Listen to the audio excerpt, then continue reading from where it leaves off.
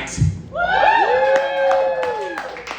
Yeah, I know maybe another person asked you, but I'm just going to see if anything has changed.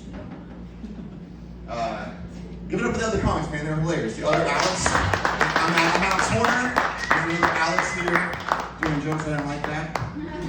That's Alex number 2. I'm going to call him Alex number 2. Where you at? Either way, he said the only way that girls could sleep, the only reason they sleep with guitarists is to get them to shut up in 15 minutes. Mm-hmm. It's funny. I assumed it was the fingering.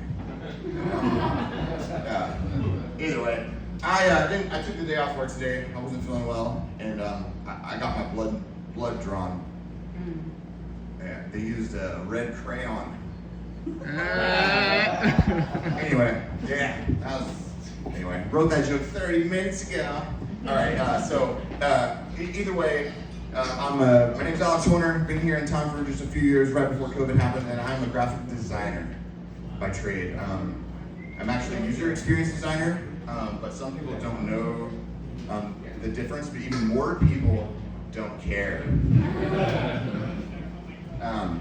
So yeah, I hang out with we get no respect after designers. A lot of my friends that are doctors and lawyers, and we go out and people talk about like, what do you do? And they talk to lawyers and doctor friends, and I'm like, oh really? You must, people trust you with their lives or trust you with their freedom. And they're like, well, you must have a nice house or drive a nice car, right? And when they ask me what I do, they're like, oh, good for you, good for you.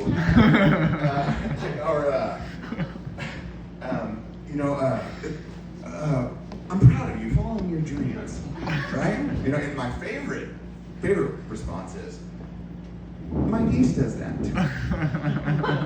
Right? It's fucked up. So, anyway, but it's bullshit because graphic designers are important people. It's an important job, and without us, you can do all kinds of important shit, right? Without graphic designers, we wouldn't have textbooks. So, kids don't really read textbooks anymore, but either way, we couldn't educate our children, right? We wouldn't be able to educate our children without graphic designers. And without graphic designers, we wouldn't have the Bible, right? Like, simple as it may be, someone had to put Jesus' words in red, right? And speaking of the Lord's Word, Playboy magazine wouldn't exist without us either, right? I mean, those articles aren't going to lay themselves out. Speaking of jobs that are more interesting than mine, I have a friend, Sam, who's a geneticist, and he wants to get into limb regeneration. He thinks that he can help people who have been in a car accident. If they get dismembered, they lose an arm, they lose a leg, he can help them grow it back. I'm like, dude, you're thinking too small. I'm like, we gotta get into penis enlargement, right? I mean, this is like a probably million, I haven't done the research, but probably billion, honestly, dollar industry, and they haven't even figured out how to do it, right? Like, they're making all kinds of money, and they have no science behind it. I'm like, dude, if we can figure out how to grow dicks bigger, ideally 2 to 4 inches in 2 weeks or 2 months, right? That's the target. Dude, we can change our lives, dude. I figure,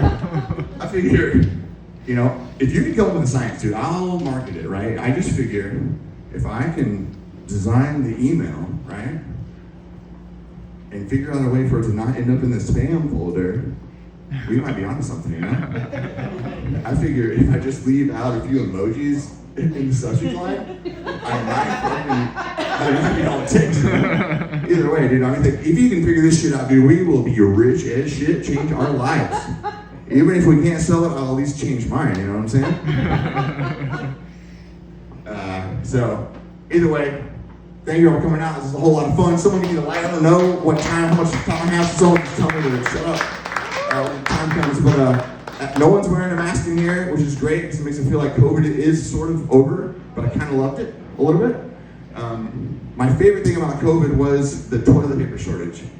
The toilet paper shortage, because of that, I have a bidet on every toilet in my house, And some of my friends are a little bit weird about it. It's usually the staunchly straight white ones, They think if they use a bidet and heaven forbid enjoy it, might have to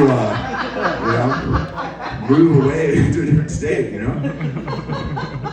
But either way, I'm like, they're like, you use it, eh? I'm like, yeah, dude, it's amazing. I'm like, it's a blast, pun intended. Get your ass in here and let me show you how it works. Right? So I'm like, you can flip the switch to articulate the nozzle, turn the dial to make it hot or cold.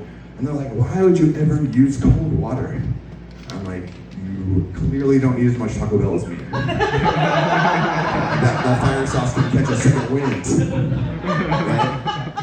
Right? Speaking of poop, I've watched a lot of TV. I've seen an ad for Cologuard. You seen this Cologuard? It's a service where they screen for colon cancer. What you do is they send you a box, you poop in it, send it back, and they run the tests, right? Can you believe this shit? Have you seen it? I can't believe they're condoning this type of behavior, man. Last time I shit in a box of milk to someone, dude, I had to fucking appear in court.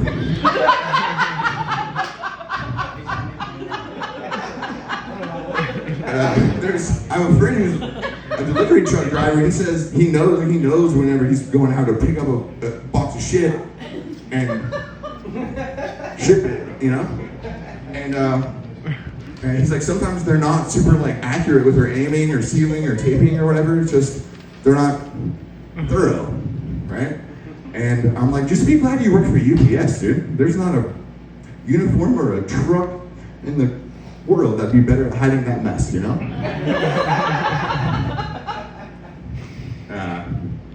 Yeah. I don't know what else I got. I think that might be it. Thank you all. This is fun as shit. Hell yeah. Okay. I'm not gonna look. All right. I don't know any of you, but I'm hoping this will be a real treat.